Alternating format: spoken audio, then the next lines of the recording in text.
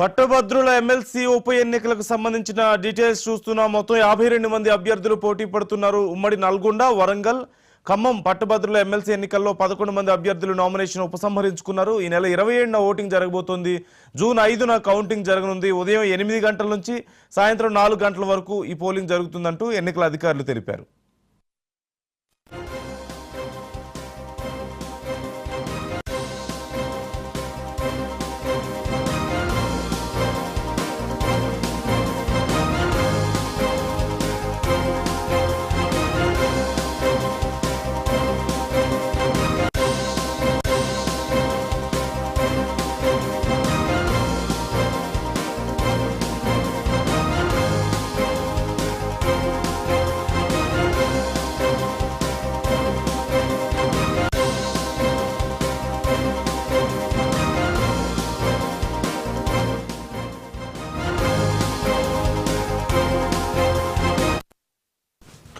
పట్టభద్రుల ఎమ్మెల్సీ ఉప ఎన్నికల మొత్తం 52 మంది అభ్యర్థులు పోటీ పడుతున్నారు. ఉమ్మడి నల్గొండ, వరంగల్, ఖమ్మం పట్టభద్రుల ఎమ్మెల్సీ ఎన్నికల్లో 11 మంది అభ్యర్థులు నామినేషన్ ఉపసంహరించుకున్నారు. ఈ నెల 27న ఓటింగ్, జూన్ 5న కౌంటింగ్ జరగబోతోంది. ఉదయం 8 గంటల నుంచి సాయంత్రం 4 గంటల వరకు పోలింగ్ జరుగుతుందంటూ ఎన్నికల అధికారులు తెలిపారు.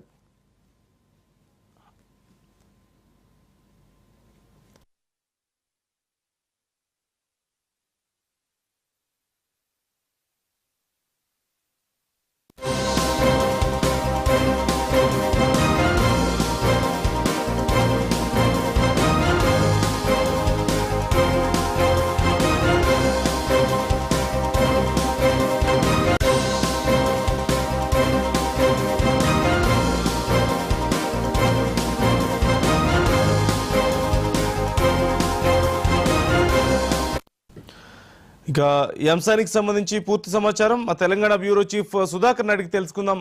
సుధాకర్, పట్టభద్రుల ఎమ్మెల్సీ ఉప ఎన్నికకు సంబంధించి డీటెయిల్స్ ఏంటి? తెలంగాణ రాష్ట్రంలోని ప్రస్తుతం శేషంగన్పూర్ ఎమ్మెల్యేగా గెలిచిన పల్లా రాజేశ్వర్ రెడ్డి రాజీనామా చేయడంతో ఉమ్మడి నల్గొండ, ఖమ్మం, వరంగల్ జిల్లాలకు సంబంధించిన పట్టభద్ర ఎమ్మెల్సీ ఎన్నిక అనివార్యమైంది. అందులో భాగంగానే ఎన్నికకు సంబంధించి షెడ్యూల్ విడుదలైంది, నోటిఫికేషన్ విడుదలైంది. ఈ నెల 27వ తేదీన పోలింగ్ జరుగుతుంది, 5వ తేదీన కౌంటింగ్ జరుగుతుంది.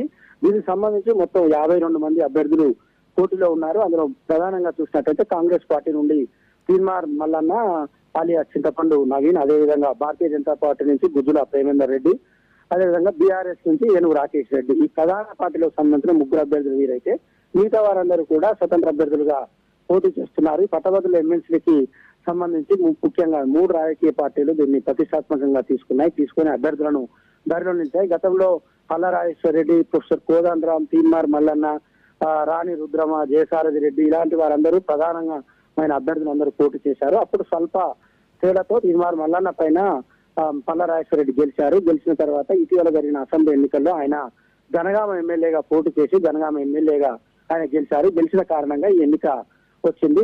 దీంతో ఎన్నికలను రాజకీయ పార్టీలు అయితే ప్రతిష్టాత్మకంగా తీసుకున్నాయి, ప్రచారాన్ని నిర్వహిస్తున్నారు. ముఖ్యంగా ప్రభుత్వ, ప్రైవేటు కళాశాలలు, అదేవిధంగా బార్ అసోసియేషన్ సంబంధించిన అడ్వకేట్లు, అదే పాటు ఇతర పట్టభద్రులందరినీ కూడా ఓటును అభ్యర్థిస్తున్నారు. ప్రతి ఒక్కరిని కలిసే ప్రయత్నం చేస్తున్నారు. ఓటింగ్ అంటే ఎన్రోల్మెంట్ కూడా పోటీ చేస్తానని భావించిన అభ్యర్థులు ముందుగానే ఎన్రోల్మెంట్ కూడా చేయించారు కాబట్టి మళ్ళీ వారిని కలుస్తున్నారు, తమకు ఓటేయమని అభ్యర్థిస్తున్నారు. ఈ ఎన్నికలకు సంబంధించి భారతీయ జనతా పార్టీ చాలా ధీమాగా ఉంది. కాంగ్రెస్ పార్టీ తీన్మార్ మల్లన్న ఇటీవలే పోటీ చేసి ఓడిపోయారు కాబట్టి ఆయన ధీమాగా ఉన్నారు. At the same time BRS ఈ ఎమ్మెల్సీ స్థానం అనేది ఉన్నప్పటి నుండి, అంటే ఎన్నిక ప్రారంభమైనప్పటి నుండి ఇప్పటి వరకు బీఆర్ఎస్ ఇక్కడ నుండి గెలుస్తూ వస్తుంది కాబట్టి మరోసారి కూడా గెలుస్తామని ధీమాగా ఉంది. నందు రైట్, థ్యాంక్ యూ సుధాకర్.